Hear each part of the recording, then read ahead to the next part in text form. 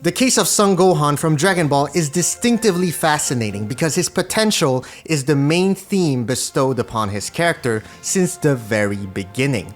A potential that is finally being tapped into more recently in the latest movie, Dragon Ball Super Superhero. Who would have thought that a Piccolo and Gohan-centric movie would break all box office expectations in its first weekend of release? Gohan's new transformation, Gohan Beast, is reminiscent of his Super Saiyan 2 transformation, which is still, to this day, one of my top 5 moments of the entire franchise. It is hard to believe that the episode first aired almost 30 years ago, from the designs of the character to the power-up and having Gohan's full potential reached. Goosebumps all the way, peak shonen on display. But more than that, it was a symbol of reaching a potential that was beyond what we thought was possible. A level beyond Super Saiyan. That was truly what made the moment so iconic for a character whose potential is brought up repeatedly.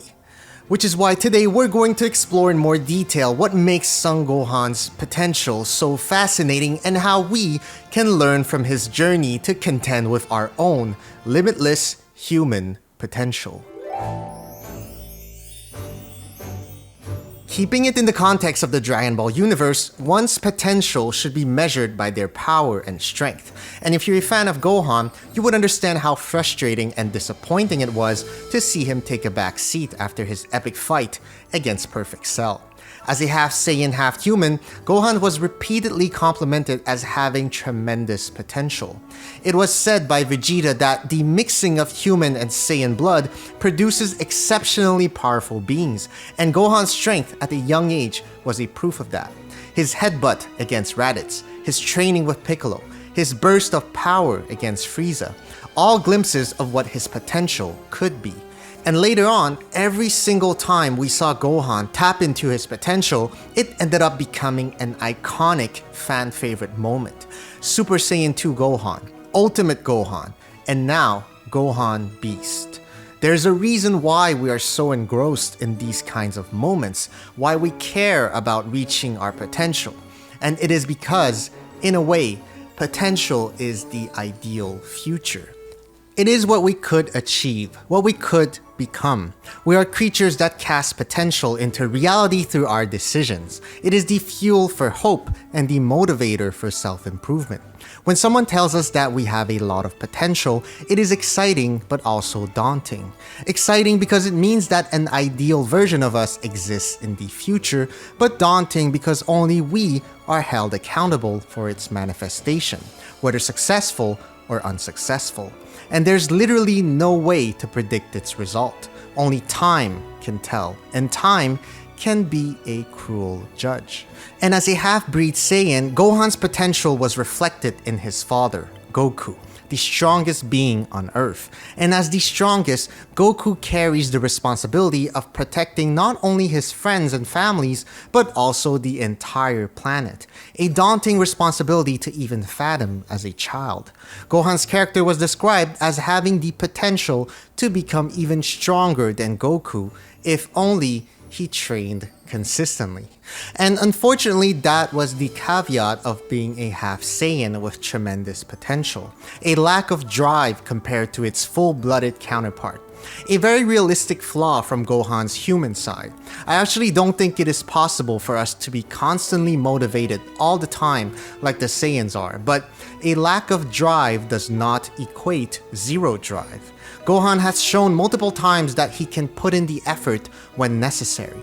The problem is that for the most part, he doesn't, and that is precisely the most disappointing part of his character development. Not only for his character actually, but also as a reflection on human potential. Potential is, in a way, also a vision of our ideal selves, and having that vision is extremely important and meaningful as it becomes a goal for us to achieve, a purpose that pushes us not only to be better, but one that gives our lives meaning. So the idea of never reaching our full potential is a horrifying feeling, a feeling that stems from a fear of failure over time.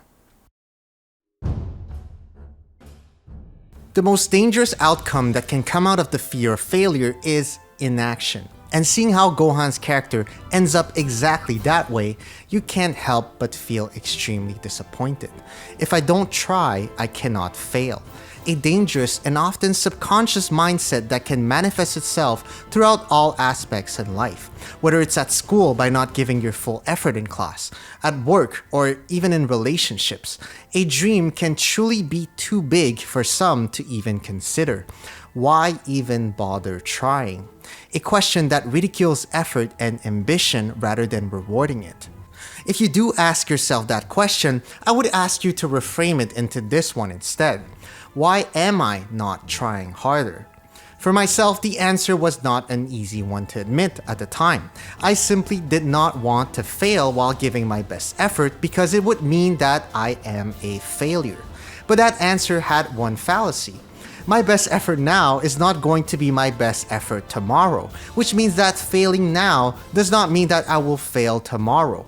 When we compare ourselves directly to our biggest dream or to this ideal version of ourselves, it will undoubtedly seem intimidating because we are in a drastically inferior position compared to that ideal, to the extent where it puts our target out of reach. And actually, it is out of reach. For now, at least. So, the best way to overcome this feeling of being out of reach is to compare yourself to your next achievable increment. Just like how you climb up a ladder, you can only reach the highest step by stepping on what's within reach first. You can only reach high targets through small achievements over time. Following the same logic, it is important to not compare yourself to others that may have had a head start. And I'm aware of how difficult it is to do so, especially with how prominent social media is. A machine that feeds an infinite amount of highlight reels from others into our minds, while we are the only ones witnessing our personal failures. As a result, it gives us the impression that we are so far away from our potential compared to others. But nobody else sees that except us, which is why you should only compare yourself to who you were yesterday, as it is the only equitable standard you should hold yourself accountable to.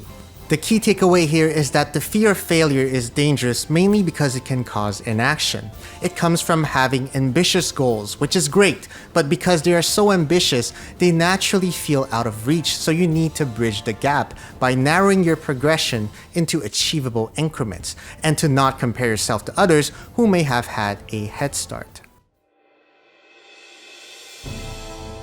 It is one thing to have tremendous potential now, but another to manifest it over time, and humans have quite the peculiar relationship with time. We've been obsessed with time traveling and time manipulation for what feels like forever, and that obsession has seeped through all mediums of storytelling. The hyperbolic time chamber in Dragon Ball is just another example of this. Time is limited and limiting, but it can also unfold one's potential as we witness all the fighters train in the time chamber. Without it, none of them would have been able to reach the potential that they had at the time, especially not Gohan. Time acted as a multiplier for each fighters and should be seen as such. It can progress it, but also render it null. Similar to how Gohan became weaker over time compared to his teen years, as we've witnessed in his fight against the Brura. So, to unlock your full potential, it is important to approach time with intention. And I'm not talking about training 24/7 like Goku and Vegeta seem to be doing sometimes, because that's humanly impossible. I'm talking about planning for fun and for rest around your productive time. When we wake up every morning, we have a set number of hours to spend our day, and each hour is a blank space. An opportunity for us to inch towards this ideal version of ours, but also an opportunity to be distracted. Only you know best what is required of you to progress towards your goal, but time for rest and fun need to be taken into account. Meaningless distractions versus meaningful progress is what we need to balance. It's up to each one of us to decide daily how that potential manifests itself to a good extent. One could argue that studying biology was more meaningful to Gohan than combat training, and that would be fair, but again, in the context of Dragon Ball, I would consider it wasted potential. Another way I like to see time is as this vicious creature that drags our potential away every time without stopping, and the only way for us to keep up with it is to consistently march in the same direction. The key word here is to keep up, not to catch up to it, but to keep up with it. I like to view one's full potential as a meaningful but unreachable moving target. In the context of potential, a target is great to have because it guides us and creates a path that we can follow. But I think it is unfair to hold ourselves accountable to perfection because perfection simply does not exist. We do not have full control of what's going to happen, but we can at least act with intention to unfold our potential as much as time would allow it. The key takeaway here is to choose meaningful progress over distractions as much as possible so we can keep up with time and avoid unreached potential. It is too easy to be swayed by temptations on a day where intention has not been set. What is meaningful to you will depend on what your ideal is. When you imagine your full potential being reached, what does it look like to you? Take that as the target to aim at. Potential is only wasted when we are not keeping up with time, so it is important to spend our days with intention. So those were my thoughts on how human potential can be contended with and how Gohan's character inspired each of those points. Another thing I'm hoping Dragon Ball Super does more is developing its side characters. And by side characters, I mean anyone other than Goku or Vegeta. While I was ecstatic to see Gohan's new form in the new movie, I was also a bit disappointed that it was not given a proper build-up to have Gohan Beast be a truly satisfying reward. Nonetheless, having the spotlight back on Gohan is a welcome addition, and I hope that this marks a new beginning for our favorite superhero, Great Saiyaman. Gohan. For real though, not bringing up Great Saiyaman at all during the movie was such a missed opportunity with Gamma being clearly inspired by the character. But what can I say? I hope you enjoyed this video and learned something useful. If you did, please make sure to like, comment, or subscribe for similar content. And remember that you can learn from anyone and everything. Thank you for watching, and I'll see you all on the next one.